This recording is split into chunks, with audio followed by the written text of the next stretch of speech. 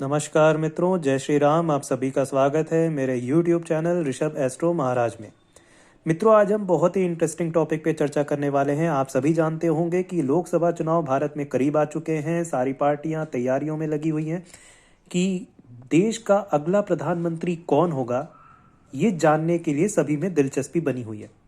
तो आइए जानते हैं आज नरेंद्र मोदी जी, माननीय प्रधानमंत्री श्री नरेंद्र मोदी जी की कुंडली में आज हम विश्लेषण करेंगे कि क्या 2024 में वे फिर से भारत के प्रधानमंत्री बनेंगे। आइए जानते हैं इनकी कुंडली से हमें क्या पता चलता है। जैसा कि आप देख सकते हैं, मैंने नरेंद्र मोदी जी की कुंडली यहाँ पे बना के रखी हुई है। तो हमें ये देख के पता चलता है कि इनकी कुंडली वृश्चिक लग्न की है और इनकी राशि भी वृश्चिक है। अब प्रथम भाव को देखकर चंद्रमा आप देख सकते हैं कि वृश्चिक राशि में है, तो आप बोलेंगे कि ये तो नीच के चंद्रमा हो गए। बिल्कुल, चंद्रमा यहाँ पे नीच राशि में बैठे हुए हैं, विराजमान हैं। लेकिन गौर करने वाली बात यह है कि चंद्रमा इनकी कुंडली में सर्वाधिक शुभ फल प्रदान करने वाले ग्रह में से एक हैं। मैं ऐसा क्यों कह रहा हूँ? मैं ऐसा इसलिए कह रहा हूँ क्योंकि चंद्र की जो नीचता है वो नीच भंग हो रहा है, जो कि एक आप सब जानते होंगे, जो कि ज्योतिष के दर्शक हैं, कि नीच भंग एक राजयोग होता है। यहाँ पे चंद्रमा का नीच भंग हो रहा है और ये एक राजयोग बना रहा है। अब ये बन कैसा रहा है? ये मंगल के कारण बन रहा है, जो कि इनकी कुंडली में लग्नेश है और लग्न में यानी प्रथम भाव में ही विराजमान है, वृश्चिक राशि में, जो कि इनका लग्न में भी बनता है। तो जब मंगल यहाँ पे विराजमान है और लग्नेश होकर, तो चंद्रमा की नीचता है वो भंग हो गई है।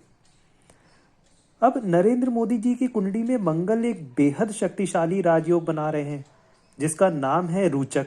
यह योग कैसे बनता है, पहले ये जान लेते हैं।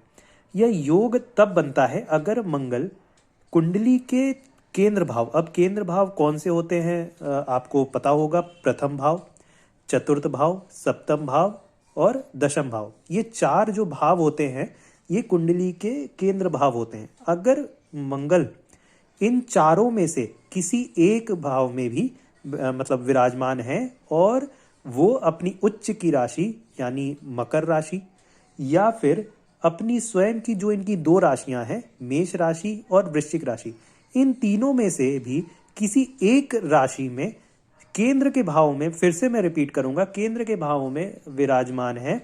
जैसे कि हम यहाँ देख सकते हैं फर्स्ट हाउस में, यानी जो प्रथम भाव है वो केंद्र का भाव लग्न भाव होता है, वहां पे विराजमान है। तो एक रोचक नाम का जबरदस्त शक्तिशाली राजयोग निर्मित होता है, जो कि मंगल यहाँ पे इनकी कुंडली में बना रहे हैं। अब इससे क्या पता चलता है हमें? अब इससे क्या इनको फल प्रदान होगा, कैसे इनकी लाइफ को इम्पैक्ट करेगा ये? अब एक और सोचने वाली बात या जानने वाली बात यह है कि इनकी जो महादशा चल रही है वो भी मंगल की चल रही है। अब कोई भी, मैं यहाँ पे दावे के साथ कह सकता हूँ, इस योग के होने के कारण, मंगल लग्नेश और रोचक नाम का योग बनाने के कारण, चंद्रमा के साथ विराजमान होते हुए कोई भी इनका विरोधी इनके सामने टिक नहीं पाएगा, क्योंकि मंगल इतना इतना बलशाली है, यहाँ पे इतनी शक्ति प्रदान कर रहा है इनको कि यहाँ पे कोई भी विरोधी इनके खिलाफ कितना भी प्रयास कर ले, कितना भी अपनी सारी तंत्र और पूरी ऊर्जा लगा दे, लेकिन ग्रहों की ऐसी दशा और ऐसे युति, ऐसे संयोग बने हुए हैं कि इनको कभी भी हारने नहीं देंगे। इतना कॉन्फिडेंस, इतनी शक्ति, इतनी ऊर्जा, इतना हाई मोरल कि इनके कॉन्फिडेंस को नीचे आने ही नहीं देगा। और इनके प्रयासों में भी, इसी कॉन्फिडेंस के कारण इनके प्रयासों में भी इनको बल मिलता है कि ये लगातार बिना थके हुए अपने कर्म में, अपने प्रयासों में ये लगे रहते हैं। तो अब ये चीज़ अब जानने योग्य थी कि मंगल इनकी कुंडली में क्या इम्पैक्ट कर रहा है। अब मंगल की आपको इंटरेस्टिंग बात एक और बताऊं यहाँ पे कुंडली में, कि चतुर्थ जो दृष्टि है, अब मंगल की कौन कौन सी, आप जैसे जानते होंगे कि 3 दृष्टियां होती हैं, इनमें से एक इनके पास चतुर्थ दृष्टि भी होती है।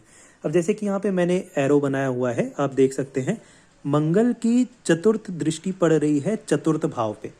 अब आप सब जानते होंगे, ज्योतिष के जितने यहाँ पे मेरे दोस्त देख रहे होंगे, भाई बहन, ये जानते होंगे कि जो चतुर्थ भाव होता है वो होता है माता का, भूमि का, भवन का, वाहन का। ये सब तो सभी जानते हैं, जनरल चीजें हैं कि ये इनको सिग्निफाई करता है चतुर्थ भाव।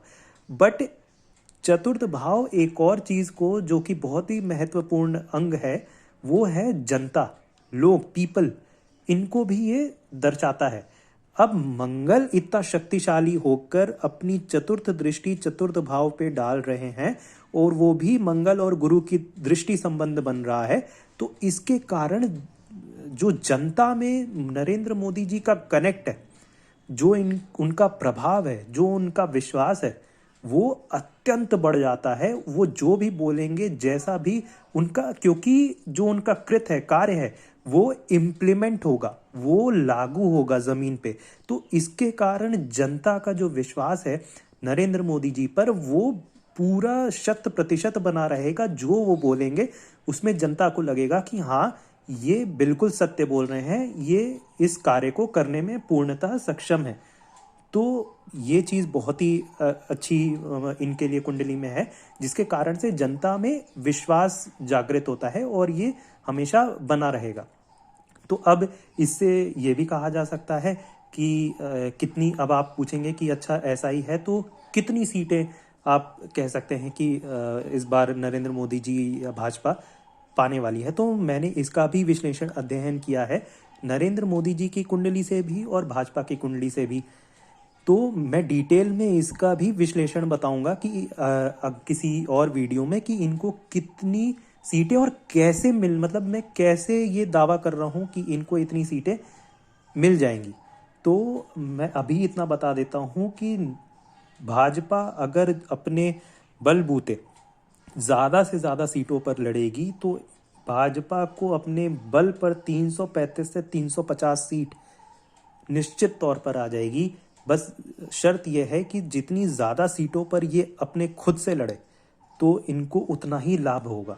और एनडीए का जो आंकड़ा होगा मित्रों, इस बार इतिहास रचने वाला है। इसको, ये पूरी जो कुंडली अध्ययन से मैंने नरेंद्र मोदी जी की और भाजपा की, दोनों की ही कुंडलियों का अध्ययन किया हुआ है। तो इस बार बहुत ही चमत्कारित एक आंकड़ा आएगा एनडीए का, जिससे सबको ही लगेगा कि ये इस बार जो आंकड़ा आया है, इस बार जो चुनाव के परिणाम आए हैं, वो न भूतो न भविष्यति, बहुत ही ज़्यादा हाई मार्जिन से विक्ट्री होने वाली है, ऐसा जो कुंडली से अध्ययन करके लगता है। और अगर हम बात करें चंद्रमा की, अब चंद्रमा की जब से इनकी जो दशा स्टार्ट हुई थी नरेंद्र मोदी जी की, तब से ये सफलता प्रदान करने वाला ग्रह इनको, प्रभावशाली ग्रह इनको ये फल प्रदान करने वाला ग्रह है इनकी कुंडली में। अब चंद्रमा की नीच भंग राजयोग के कारण इनकी जो शक्ति है चंद्रमा की, वो कई गुना बढ़ जाती है मंगल के प्रेजेंस से। इसीलिए देखा होगा आपने, हमेशा नरेंद्र मोदी जी की, चंद्रमा सिग्निफाई करता है माता को। तो नरेंद्र मोदी जी अपने माता से कितना अच्छा कनेक्ट था उनका, कितना अच्छा उनका आचरण व्यवहार अपनी माता के प्रति था, हमेशा आशीर्वाद लेना।